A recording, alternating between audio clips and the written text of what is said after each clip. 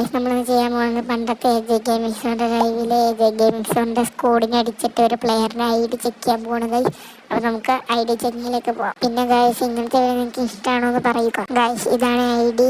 Guys അപ്പോൾ നമുക്ക് ID check ചെയ്യാം.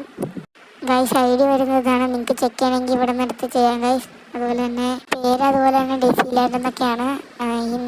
ഈ സീസൺ VR ൽ 5 സ്റ്റാർ അടിച്ചിട്ടുണ്ട്. ആക്റ്റീവായി കളിക്കുന്ന പേരാണ് ഇപ്പോഴും. ഇപ്പം ഓൺലൈനിലുണ്ടായിരുന്നു ഗൈസ്.